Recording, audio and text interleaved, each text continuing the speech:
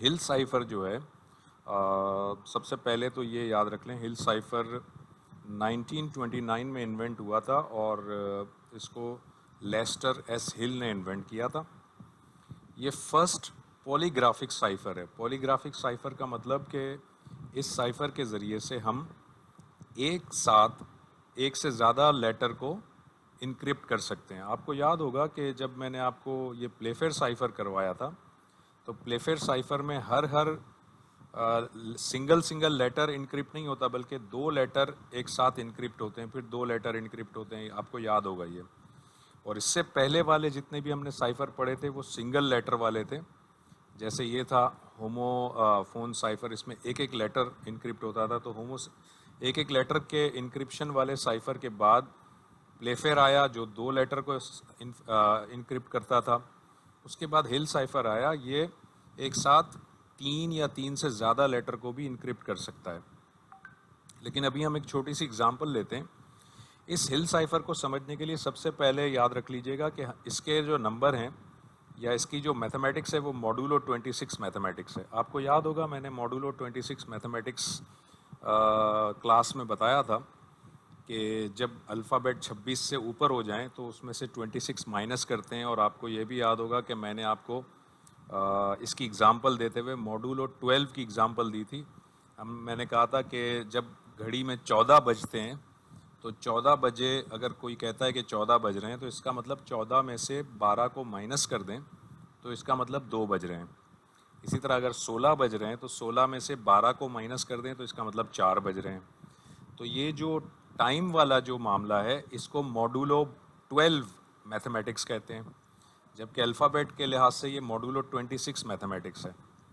तो सबसे पहले आप ये याद रख लें कि हमने फ़र्ज़ कर लें कि हम ए से लेकर जेड तक जो लेटर हैं उनको नंबर असाइन कर देते हैं। ए को 0 असाइन करते हैं, बी को 1 असाइन करते हैं और इस तरह करते जाएं तो जेड को 25 असाइन कर देंगे हम। अब ये जहन में रखिएगा। अब हिल साइफर की तरफ आते हैं। हिल साइफर क्या करता है, जितने भी लेटर आपको इनक्रिप्ट करने होते हैं ना, मिसाल के तौर पर आपको n लेटर एक साथ इनक्रिप्ट करने हैं, तो ये क्या करता है, n बाय n का एक मैट्रिक्स बनाता है जो कि आपकी की होती है। यानी ये की आपको पता है कि हम सब्स्टिट्यूशन साइफर पढ़ रहे हैं और ये सारे के सारे सब्स्टिट्यूशन साइफर जितने भी हमने पढ़े उसमें एक इम्पॉर्टेंट चीज़ होती है की, जो कि सेंडर को भी पता होनी चाहिए और रिसीवर को भी पता होनी चाहिए। तो अगर मैं मिसाल के तौर पे 3 लेटर इनक्रिप्ट करना चाह रहा हूँ तो 3 बाई 3 में के मैट्रिक्स बनाऊंगा। अगर 4 लेटर इनक्रिप्ट करना चाह रहा हूँ तो 4 बाई 4 का मैट्रिक्स बनाऊंगा। अगर 5 लेटर इनक्रिप्ट करना चाह रहा हूँ तो 5 बाई 5 का मैट्रिक्स बनाऊंगा। इस तरह से ये चलता रहेगा। अब इसकी एक एग्जांपल देखते हैं तो आपको बात ज़रा वाज़ेह समझ में आएगी। फ़र्ज़ कर लें कि मुझे एक मैसेज इनक्रिप्ट करना है और मैसेज है एक्ट, ACT, ये मेरा मैसेज है, ठीक है। इसका मतलब ये मैसेज कितने लेटर का है, 3 लेटर का है, A, C और T। तो N की वैल्यू 3 है। अच्छा, ये मेरी की है। अब देखें कि अगर मैसेज 3 है, N की वैल्यू 3 है, तो मुझे इसके मुताबिक अगर जितना भी n होगा उतना n बाय n मैट्रिक्स बनाना होगा। तो n चूंकि 3 है तो मैंने एक 3 बाय 3 का मैट्रिक्स बनाया। इस 3 बाय 3 के मैट्रिक्स के अंदर मैं अपनी की को फिट करूंगा। अच्छा, ये की जो है ये 9 कैरेक्टर की है, 9 इसमें लेटर हैं, क्योंकि 3 बाई 3 का मैट्रिक्स 9 बना तो 9 लेटर की कोई की होनी चाहिए। की कोई भी हो सकती है। मैंने वैसे ही एक GYBN कुछ भी लिख दिया, लेकिन आप की कोई ख़ास वर्ड ले सकते हैं, कुछ भी ले सकते हैं, मगर वो 9 कैरेक्टर का होना चाहिए, क्योंकि n 3 है तो मैट्रिक्स 3 बाई 3 का बनेगा तो कैरेक्टर 9 बनेंगे। तो 9 कैरेक्टर की होनी चाहिए। तो फ़र्ज़ करें ये मेरी की है। अब इस की के मुताबिक मुझे ये मैट्रिक्स को फिल करना है।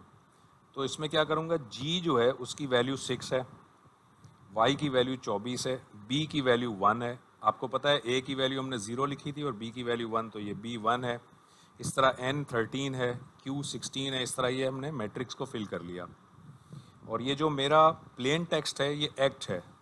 एक्ट में A 0 है तो 0 लिख दिया, C 2 है तो 2 लिख दिया, T 19 है तो 19 लिख दिया। यानी ये एक मैट्रिक्स बन गया की का मैट्रिक्स और दूसरा मैट्रिक्स बन गया प्लेन टेक्स्ट का मैट्रिक्स। ये 2 मैट्रिक्स आपके पास आ गए।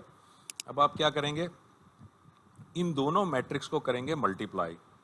ये देखें, ये GYB ये की वाला मैट्रिक्स है, ये प्लेन टेक्स्ट वाला मैट्रिक्स है, और ये आपस में सिर्फ मल्टीप्लाई हो रहे हैं। मल्टीप्लाई होकर इसका जो आंसर आया वो ये वाला आंसर आया।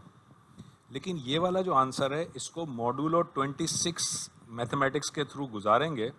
इसका मतलब इसमें जो भी नंबर हैं उस नंबर में से 26 माइनस उस वक्त तक माइनस करते जाएंगे जब तक के रिजल्ट 26 से कम नहीं आ जाता, तब तक हम माइनस करते जाएंगे। तो अब हम मिसाल के तौर पर इसको देखते हैं। फ़र्ज़ करें ये मैंने कैलकुलेटर देखें यहाँ पर लिया, अब ये आ रहा है 67।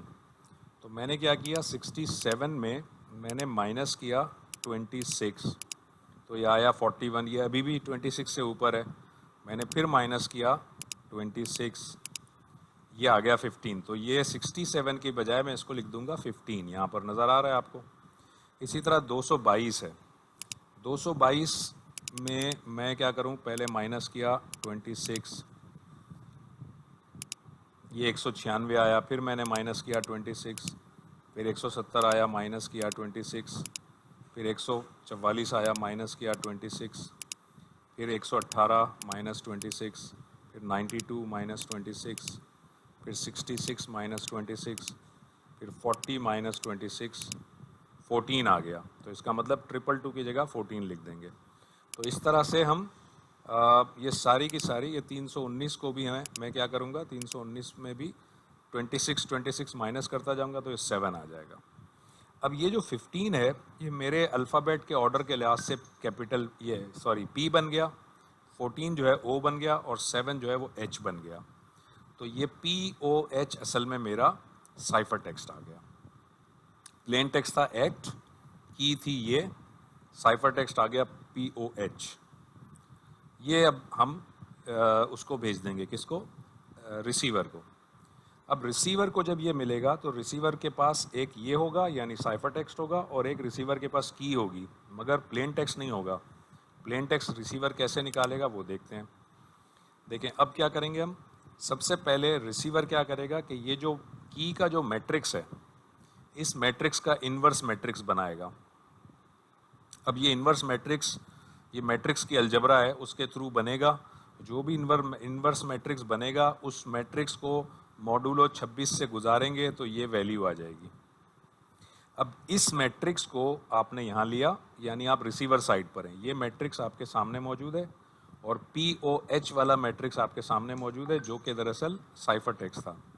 अब इन दोनों को आपने मल्टीप्लाई किया, ये रिज़ल्ट आया। इस रिज़ल्ट में से मॉड्यूलो 26 के मुताबिक 26 माइनस करते जाएं तो ये आ गया 0 to 19, और 0 का मतलब है A, 2 का मतलब है C, और 19 का मतलब है T। इसका मतलब इस साइफर टेक्स्ट से ये वाला प्लेन टेक्स्ट मुझे मिल गया।